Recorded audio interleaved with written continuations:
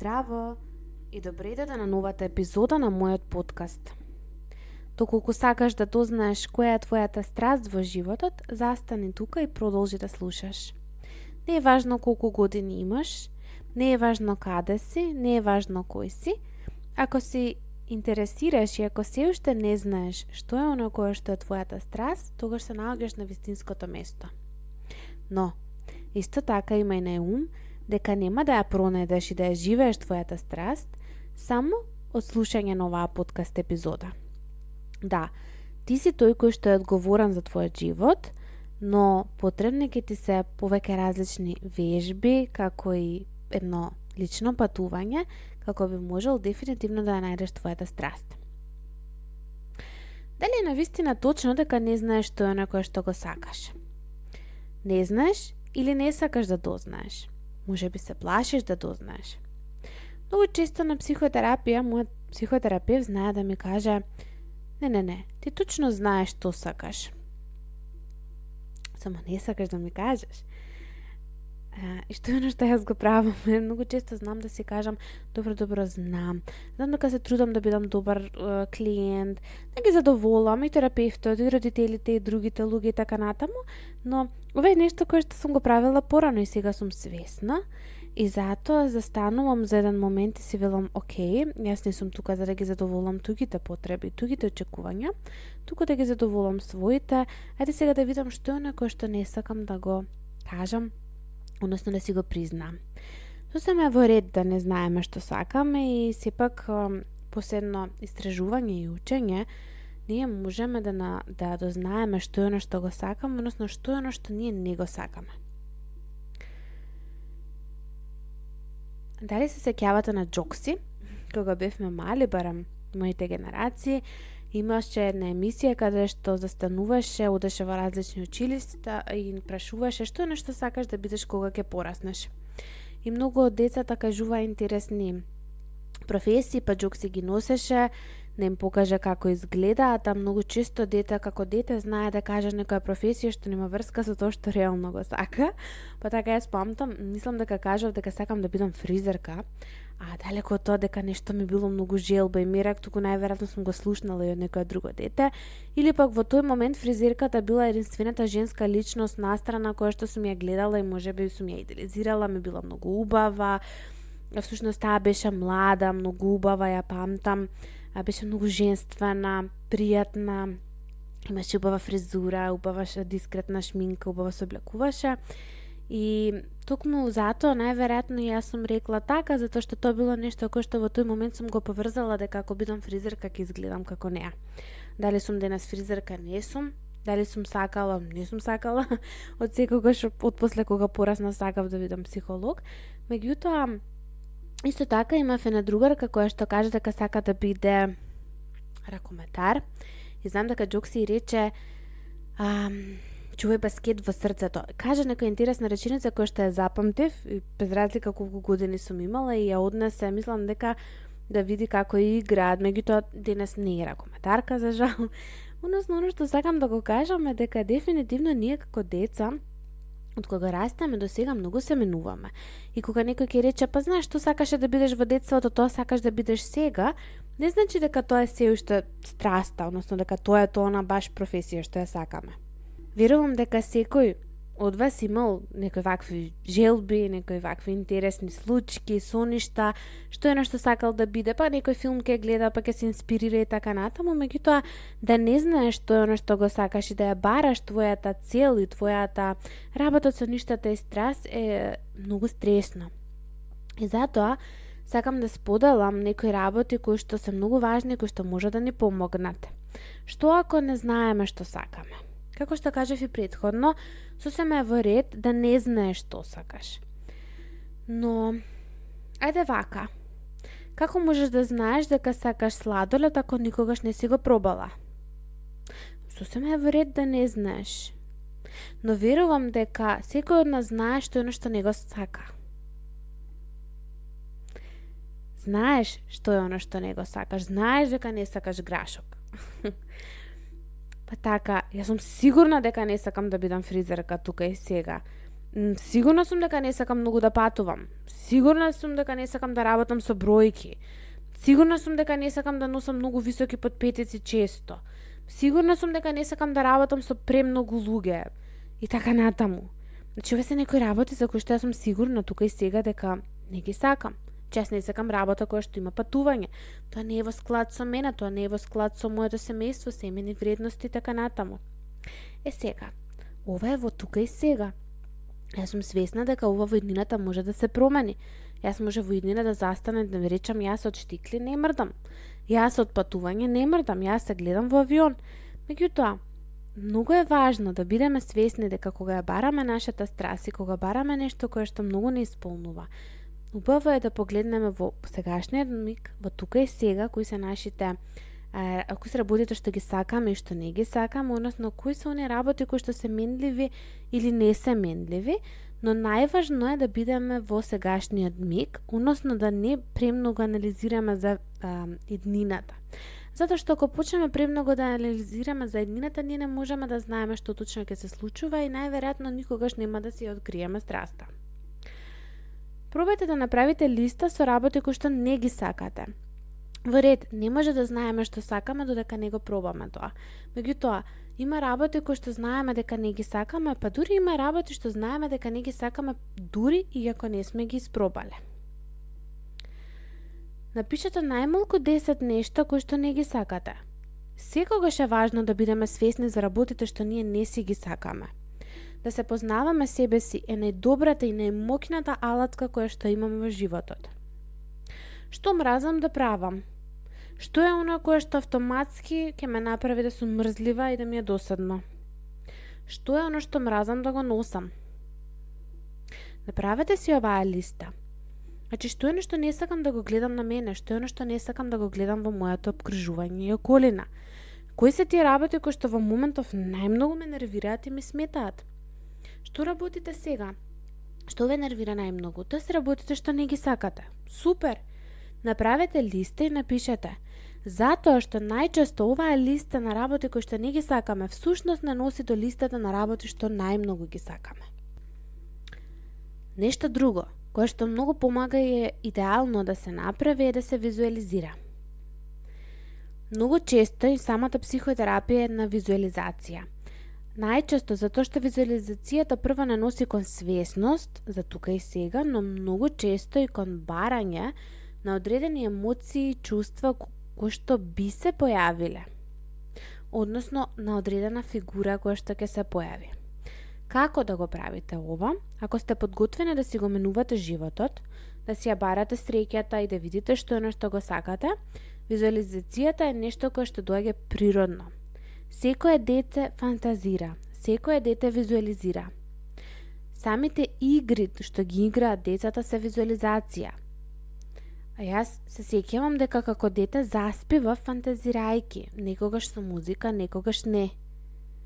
Луѓето го нарекуваат тоа фантазија и тоа е сосем во ред и верувам дека фантазијата е една од најзаслужните нешто во мојот живот за кој што сум сега среќна. Медитацијата, водената медитација може да биде добра визуализација за да се најде страста. Не е важно колку години имаме, не е важно каде сме и што сме, важно е да се релаксираме, да затвориме очи, да пробаме да се визуализираме себе си среќни. Релаксирате го телото, дишате длабоко и замислете се дека сте среќни. Почувствувајте ја среќата во вашето тело. Почувствувајте како срцето испумпува радост. Срцето чука во ритмот на радост. Имате многу енергија. Дишете. Каде сте во овој момент? Дали сте сами или сте со некој друг? Што е некој што го носите? Дали е топло или ладно? Дали е ден или ноќ? Што е она кое што прави да бидете толку енергизирани?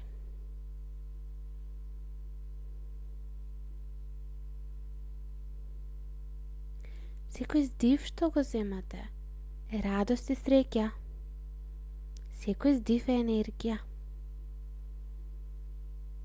Погледнете го обкружувањето, што е што го правите.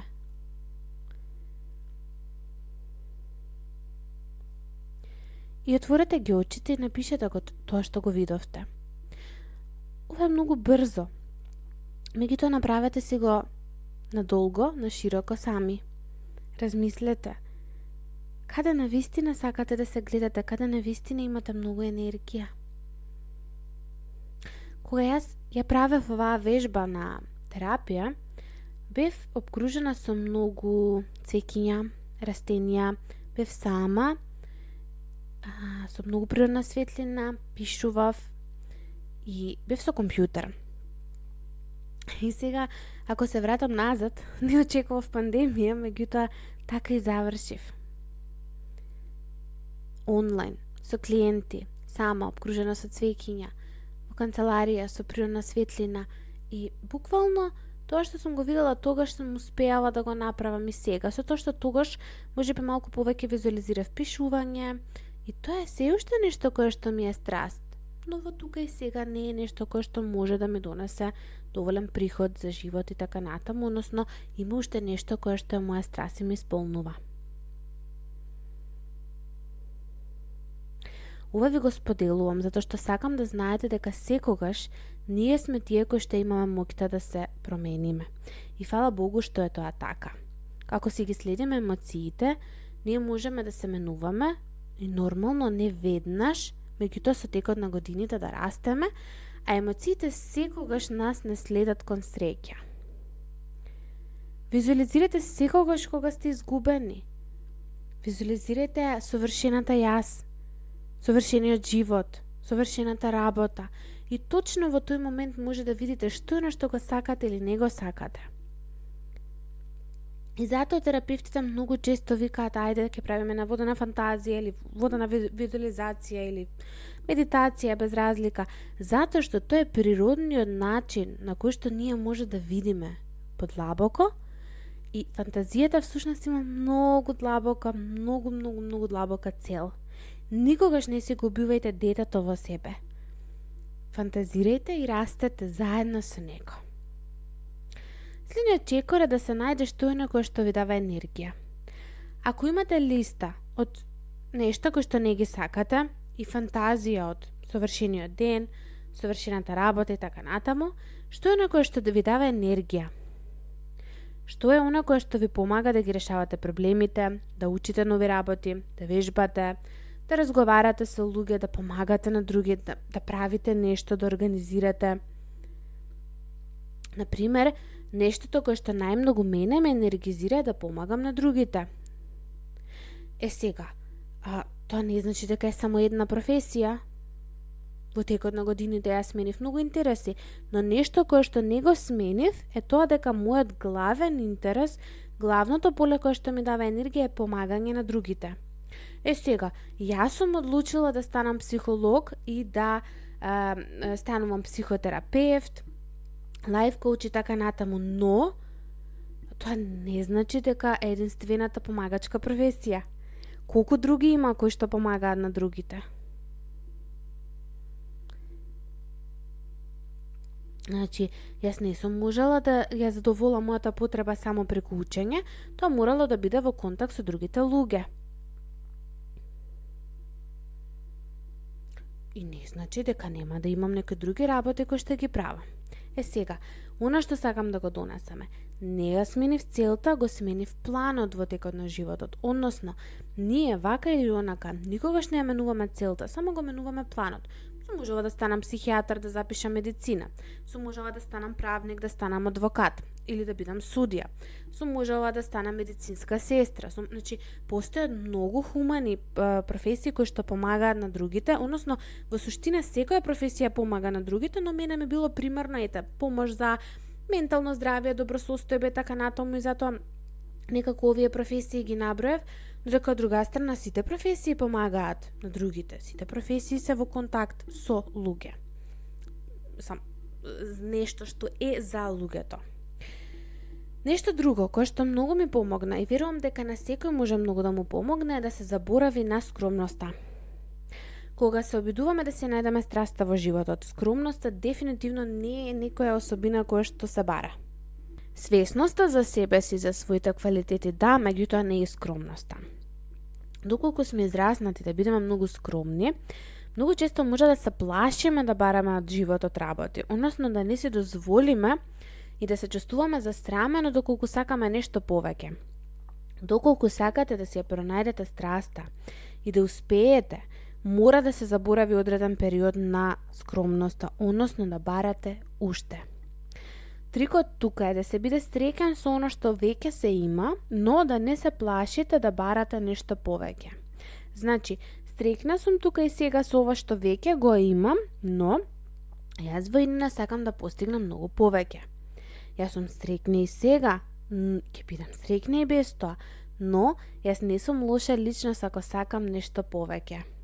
Го добиваме во животот она за кое што имаме храброст да го побараме.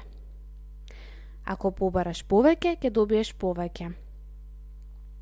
Значи, не се плашете да барате, не се плашете кога визуализирате, заборавате на скромноста, заборавате на стравот, на сет оно кое што ве ограничува, за да може да ја најдете страста. Сега, со листата за работи кои што не ги сакате, фантазијата која што ја имате, може да размислите што е некој што сакам да го правам 8 часа во денот. И доаѓате до следниот чекор на релаксација. Нешто кое што се учи многу често на најтешкиот начин е да се релаксирате и да се одморите пред да донесете било каква одлука. Вие сте си најбитни. Не може да дозволите да прегорите, затоа давајте си време за одмор. Уморен мозок, уморен човек не може да донесе одлука и да размислува чисто. Не може да очекувате да ја најдете вашата страст, вашата работа со ништата, доколку имате премногу работи кои што во моментот не ви се довршени, премногу работи кои што ги правите и кои што навистина ви изморуваат. Значи, ова е нешто кое што може да го пронајдете и да го правите само во моментот кога ќе се релаксирате, пред да донесете било каква одлука. Секоја личност е различна и затоа најдете што е некој што вам ве релаксира. Може тоа да биде долго туширање, слушање на аудио книга, јадење на одредена храна, прошетка и така натаму. Меѓутоа, земете си буквално day off, слободен ден, кога би биле сами, кога би се наспале, кога би се одмориле или можеби на одмор додека сте, за да може да застанете за момент и да видите на вистина што е оно кое што ви треба. Потребно е да направиме понекогаш рестарт, како би можеле мозокот да го вратиме во една позиција на реалност, на оно што е тој автентично внатре, како би можел да донесе одлука и самиот. Експериментирајте, затоа што љубопитноста е одлична. Бебињата почнуваат да експериментираат, љубопитноста е таа која што е убава да се развива кај децата, тие пробуваат различна храна, различна количина на храна, различна текстура, тие експериментираат всушност со се. Учат да седат, да се подигнуваат, да се превртуваат, да одат, да трчаат, држат мали предмети и така натаму. Зошто да не продолжиме да експериментираме во животот? Сосема е во ред да се менуваме во текот на животот и вашата страст ќе се менува. Работите што ги сакате ќе бидат различни. Затоа следете си ги чувствата и емоциите, пробувајте различни работи. И можеби ќе се изненадите колку нови таленти ќе си пронајдете кај себе си. Само бидете сигурни дека сте во склад со емоциите и секако со одредени правила и норми и едукација. Никогаш не се плашете да излезете од вашата комфорна зона, односно изградете си таа комфорна зона да ви биде убава, а да ве вади од тоа секојдневие кое што не го сакате. Со сето ова, размислете каде сте сега, дали нешто може би откривте или дали може би треба нешто да завршите како би можело да откриете. Дајте си време да гледате филмови, да читате книги, да слушате видеа како би се инспирирале и би виделе какви се професии постојат, какви се страсти постојат и хобиња кај други луѓе. Дали вашето хоби е нешто кое што може да стане работа? Како станало тоа хоби? Истражувајте, гледајте што е оно кое што ви прави пријатност и среќа.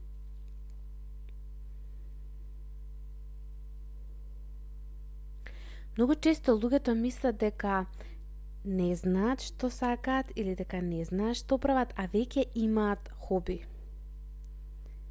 Иако хобито е идеално некогаш да си остане и само хоби, затоа што и тоа има функција на релаксација, на креативност и така натаму, проверете дали сте добри во тоа или во што сте добри, како би можеле да најдете нешто кое што ви исполнува многу повеќе и да не работите работа механичка. Има ли нешто кое што се срамите да го споделите со другите? Јас морам да нагласам тука дека и исто така една од големите пречки за да се најде страста е стравот да се сподели страста со другите, да не мислат дека сте откачени, луди, несериозни, неодговорни и така натаму. Тука е важно само да бидете свесни дали јас ова го притискам само затоа што се плашам што ќе кажат другите, па тогаш ќе работите на еден друг процес или навистина не знам што е. Се надевам дека ова епизода, ако ништо друго, барем ќе ве насочи кон одредени ментални вежби кои што може да помогнат во наоѓањето на вашата страст, а можеби за некого и навистина ќе помогнат да веќе ја пронајде, односно да освести и да го зацврсни оно што веќе го знаел.